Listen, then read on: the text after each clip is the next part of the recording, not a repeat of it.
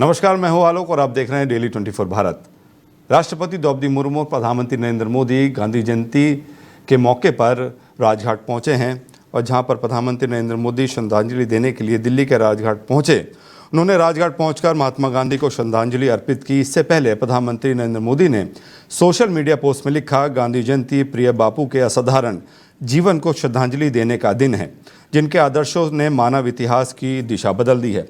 उन्होंने दिखाया कि कैसे साहस और सादगी महान परिवर्तन के साधन बन सकते हैं। उन्होंने महात्मा गांधी की शख्सियत पर बात करते हुए आगे कहा कि वे सेवा और करुणा की शक्ति को लोगों को सशक्त बनाने के अनिवार्य साधन मानते थे। हम एक विकसित भारत के निर्माण में अपने अभियान में उनके बताए मार्ग पर चलते रहेंगे। प्रधानमंत्री नरेंद्र मोदी ने लाल बहादुर शास्त्री को भी याद किया, जिनकी जयंती भी 2 अक्टूबर को होती है। उन्होंने सोशल मीडिया पोस्ट में लिखा, श्री लाल बहादुर शास्त्री जी एक असाधारण राजनेता थे, जिनकी ईमानदारी, विनम्रता और दृढ़ संकल्प ने चुनौतीपूर्ण समय में भी भारत को मजबूती प्रदान की है। आज दशहरे का दिन है, आज रावण दहन होने वाला है और इसी मौके पर प्रधानमंत्री नरेंद्र मोदी जमुना पार जाएंगे, जहां पर वो रावण दहन करेंगे और उनकी सुरक्षा का इंतज़ाम बहुत ज़ोरों पर किया गया है। एनएसजी एसपीजी ने सुरक्षा इंतज़ाम को अपने हाथों में लिया है। आपको बता दें, आईपी एक्सटेंशन स्थित श्री रामलीला कमेटी इंद्रप्रस्थ में 72 फीट ऊंचा रावण का पुतले का दहन होगा और यहां कई फिल्मी सितारे भी शामिल होंगे। खास बात यह है कि यहां पहलगाम आतंकियों का भी पुतला जलाया जाएगा। इस समारोह में 72 फीट ऊंचे रावण के पुतले का दहन होगा। ऐसा पहली बार होगा जब पीएम मोदी पूर्वी दिल्ली में दशहरे का त्यौहार मनाएंगे। उनके साथ इस कार्यक्रम में दिल्ली की मुख्यमंत्री रेखा गुप्ता और केंद्रीय राज्य मंत्री हर्ष मल्होत्रा भी शामिल होंगे। पीएम मोदी के आगमन को देखते हुए सुरक्षा के खास इंतजाम किए गए हैं। अर्धसैनिक बल की तैनाती की गई है, साथ ही 500 पुलिसकर्मी सुरक्षा में लगाए गए हैं। वहीं दिल्ली पुलिस की ओर से एक ट्रैफिक एडवाइजरी भी जारी की गई है। आपको बता दें, अगली खबर, आरएसएस के 100 साल पूरे हो चुके हैं और इस उपलक्ष्य में आपको नागपुर के वहाँ पर इनका जो कार्यक्रम है वो भी आयोजित किया गया है, जिसमें पूर्व राष्ट्रपति कोविंद बतौर मुख्यमंत्री मौजूद हैं। आरएसएस प्रमुख मोहन भागवत ने सबसे पहले आरएसएस के संस्थापक डॉक्टर हेडगेवार को श्रद्धांजलि दी। मुख्य अतिथि पूर्व राष्ट्रपति डॉक्टर रामनाथ कोविंद ने भी नमन किया। विजयदशमी उत्सव संघ की देश भर की, आपको बता दें, 83,000 से अधिक शाखाओं में मनाया जा रहा है। प्रधानमंत्री नरेंद्र मोदी ने राष्ट्रीय स्वयंसेवक संघ के 100 साल पूरे होने पर बधाई दी है।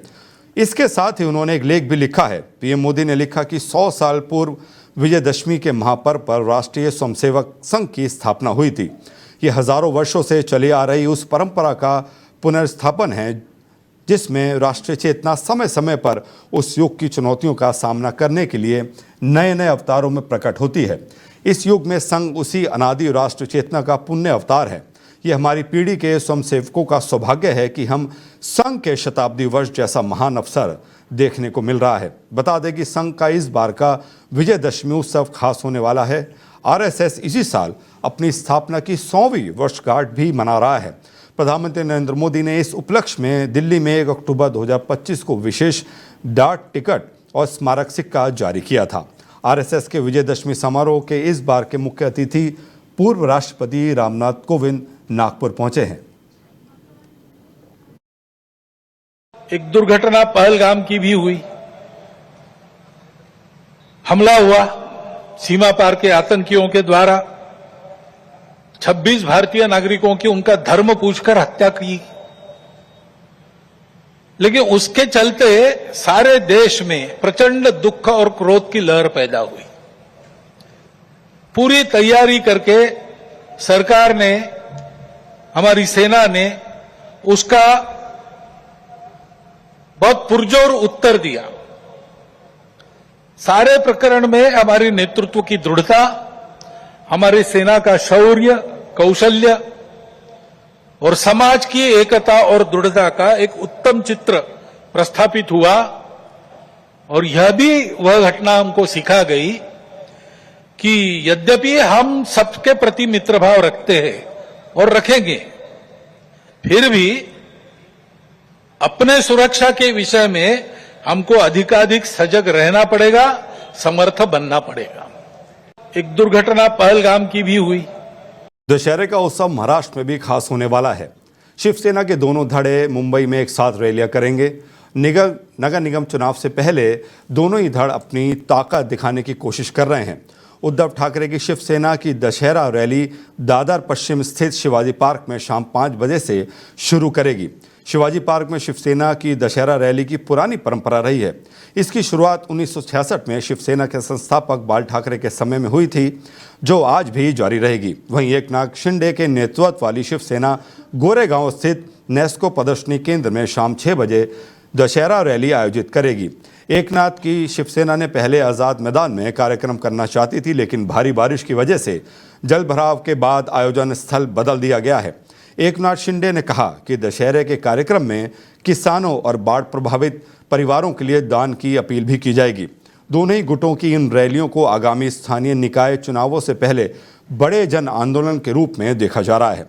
इस दौरान दोनों ही एक दूसरे की तीखी आलोचना के साथ साथ मराठी अस्मिता, बाढ़ राहत और विकास के लिए व्यापक अपीलें शामिल रैली में रख सकते हैं। शिवसेना सांसद संजय राउत ने कहा कि यह रैली ऐतिहासिक होगी, जबकि शिंदे की रैली में सिर्फ धुआं ही निकलेगा। वहीं शिंदे गुट के लिए इस रैली को न सिर्फ राजनीतिक शक्ति प्रदर्शन के रूप में बल्कि सामाजिक प्रतिबद्धता, खासकर बाढ़ राहत और किसानों की सहायता के संदर्भ में एक अभ्यास के रूप में देखा जा रहा है। महाराष्ट्र के छिंदवाड़ा में अब तक 6 बच्चों की मौत हो चुकी है और आपको बता दें, जो दवाई उन्होंने पी थी उसके कारण और संक्रमण फैला है, जिससे 6 बच्चों की मौत हो चुकी है। वहीं कुछ बच्चों का इलाज चल रहा है। इस मामले में छिंदवाड़ा में सिरप को बैन कर दिया गया है। वहीं जिंदगी और मौत से जूझ रही एक और बच्ची नागपुर के अस्पताल में भर्ती है। इस मामले से जुड़े सैंपल अभी पुणे की वायरोलॉजी में लैब में भेजे गए हैं। इसकी जांच में अभी भी साफ कारण पता नहीं चल पाया है, लेकिन किडनी इन्फेक्शन की बात सामने आई है। खबर के अनुसार संक्रमण की वजह साफ नहीं है, लेकिन डॉक्टरों ने बताया है कि कोई दवाई या खराब पानी की वजह से संक्रमण में बच्चों में हुआ है। इस मामले में सीएम मोहन यादव ने कलेक्टर से बात की है और इलाज को लेकर निर्देश जारी किए हैं। वहीं छिंदवाड़ा कलेक्टर के मुताबिक जांच हो रही है, उसके बाद ही मामले का पता चल पाएगा। इसके पीछे किसी की कोई साजिश है या तो और उसे बख्शा भी नहीं जाएगा, उस पर कड़ी से कड़ी कार्रवाई होगी। इसके अलावा छिंदवाड़ा में पानी की भी जांच कराई जा रही है। छिंदवाड़ा कलेक्टर ने कहा कि सभी सरकारी डॉक्टरों को निर्देश दिए गए हैं कि वो सब संक्रमण के लक्षण वाले बच्चों को अच्छा इलाज के इस मामले में एक्टिव रहकर पूरी तरीके से नज़र बनाए रखें। अमेरिकी राष्ट्रपति डोनाल्ड ट्रंप और चीन के शी जिनपिंग से मुलाकात करेंगे। उन्होंने बताया है कि इस मुलाकात का खास मकसद है और अगले 4 हफ्तों में वो शी जिनपिंग से मुलाकात करेंगे। इस बैठक की बातचीत का सबसे अहम मुद्दा सोयाबीन पर चर्चा होगी। ट्रंप ने कहा कि अमेरिका के सोयाबीन किसान मुश्किल में हैं और उनकी नुकसान हो रहा है। इसकी बड़ी वजह यह है कि चीन सोयाबीन नहीं खरीद रहा है। हमने फैसला लिया है कि हम अपने किसानों के साथ खड़े होंगे। अमेरिका चीन के बीच हाल के महीनों में टैरिफ वॉर तेज हुआ है।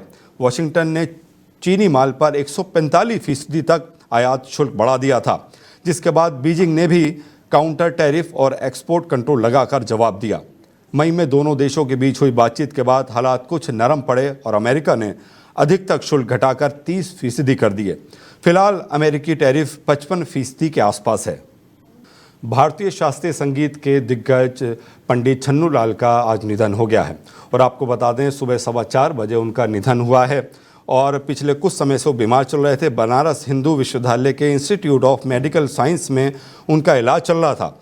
बाद में उनकी बेटी उन्हें मिर्ज़ापुर स्थित अपने घर ले गई, जहां वे डॉक्टरों की निगरानी में थे। मिर्ज़ापुर में ही उन्होंने अंतिम सांस ली। छन्नू लाल मिश्रा के निधन से संगीत जगत में शोक हो गया है। उनका अंतिम संस्कार वाराणसी के मणिकर्णिका घाट पर किया जाएगा। पंडित छन्नू लाल मिश्रा ने ख्याल और पूर्वी ठुमरी शैली के शास्त्रीय गायन को नई ऊंचाइयों तक पहुंचाया था। वहीं पीएम मोदी ने एक्स पर पोस्ट कर लिखा कि सुप्रसिद्ध शास्त्रीय गायक पंडित छन्नू लाल मिश्रा जी के निधन से अत्यंत दुख हुआ है। वे जीवन पर्यंत भारतीय कला और संस्कृति की समृद्धि के लिए समर्पित रहे हैं। उन्होंने शास्त्रीय संगीत को जन जन तक पहुंचाने के साथ ही भारतीय परंपरा को विश्व पटल पर प्रतिष्ठित करने में भी अपना अमूल्य योगदान दिया है। ये मेरा सौभाग्य है कि मुझे सदैव उनका स्नेह और आशीर्वाद प्राप्त होता रहा है।